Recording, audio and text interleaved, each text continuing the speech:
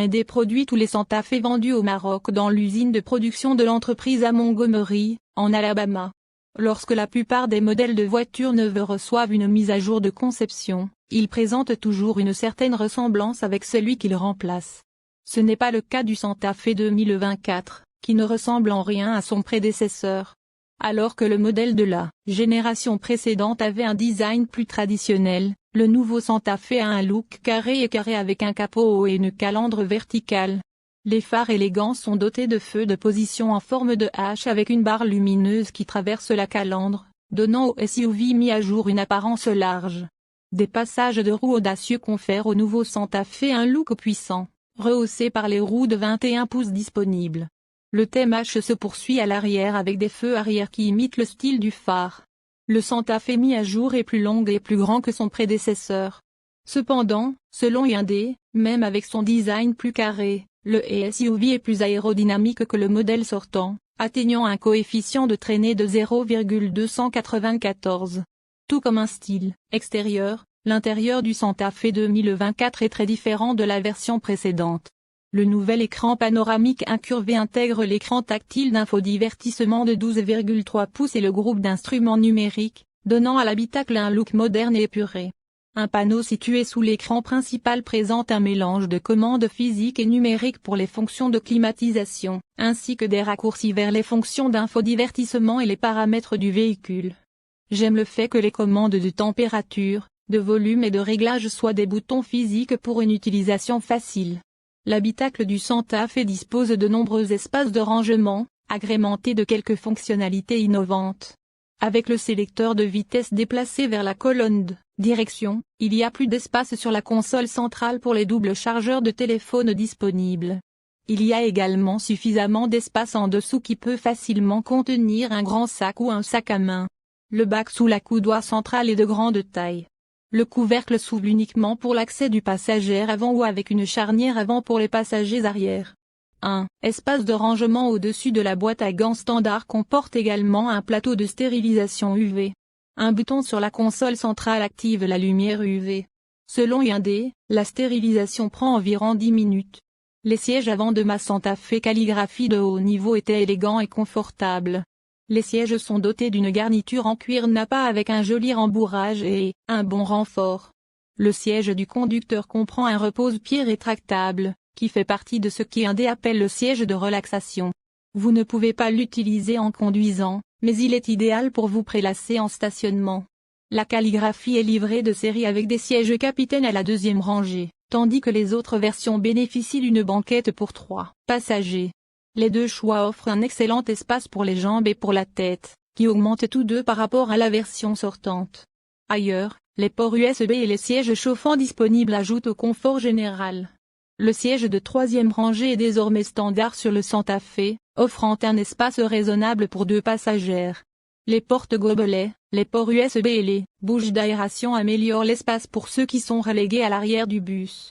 Avec sa forme carrée, l'ouverture de chargement du Santa Fe est considérablement plus grande que celle de la version sortante pour faciliter le chargement et le déchargement. Le volume de chargement derrière la troisième rangée peut accueillir quelques petits objets, mais à 14,6 pieds cubes, il est restreint.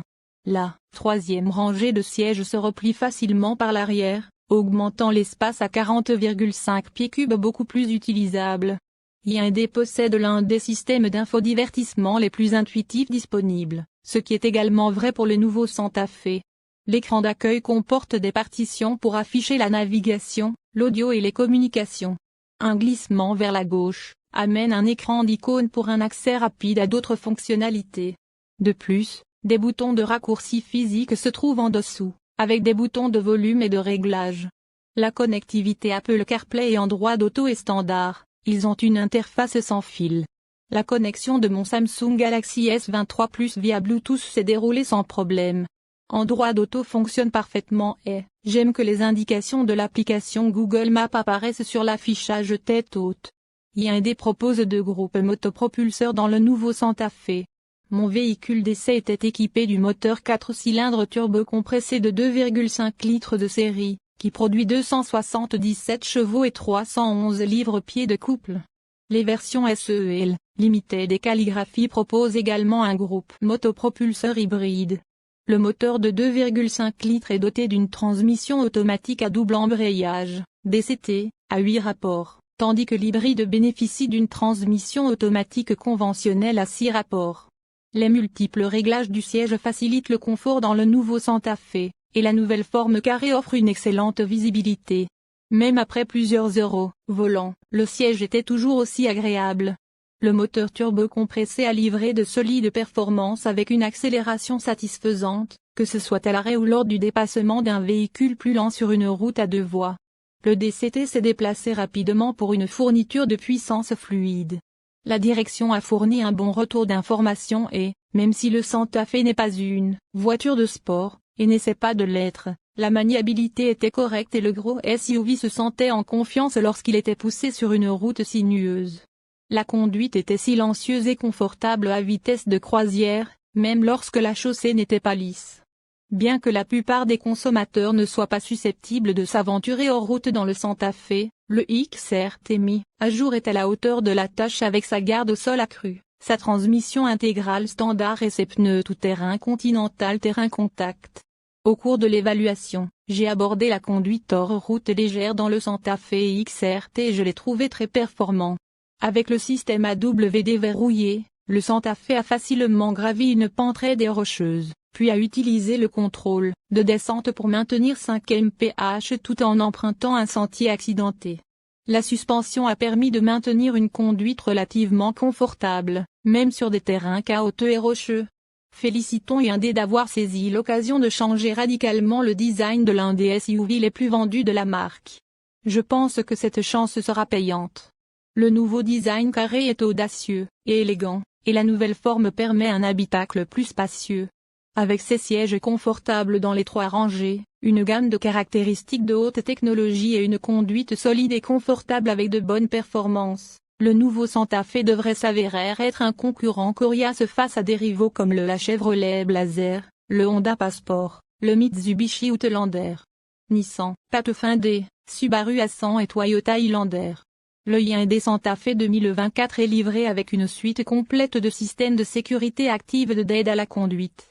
Le freinage d'urgence automatique, AEB, avec détection des piétons et des cyclistes, l'AEB qui fonctionne à vitesse d'autoroute, l'avertissement d'angle mort, l'avertissement de circulation transversale arrière, l'assistance au maintien de voie, l'assistance au centrage de voie, le régulateur de vitesse adaptatif, l'alerte des occupants arrière et la surveillance de l'attention du conducteur sont tous standards. Le système d'avertissement d'attention du conducteur surveille les actions du conducteur et peut émettre des avertissements s'il détermine que le conducteur n'est pas alerte. De plus, l'avertissement d'attention avant utilise une caméra infrarouge montée sur la colonne de direction qui suivra les yeux du conducteur et surveillera son attention. Des niveaux de finition plus élevés intègrent davantage de fonctionnalités et des versions plus avancées de la suite de sécurité de base. Il convient de noter que le système d'alerte des occupants arrière, à commencer par SEL, ajoute des capteurs à ultrasons et une intégration avec le système télématique. Combinée, cette fonctionnalité plus avancée peut détecter les mouvements d'un enfant sans surveillance et avertir le conducteur via son téléphone. De plus, les versions XRT, Limited et Calligraphy sont disponibles avec UI Driving Assist, un système disponible avec 2 niveaux d'assistance collaborative qui ajuste la vitesse et la direction sur les autoroutes. Le système HDA2 sur les versions Calligraphy peut changer automatiquement de voie dans certaines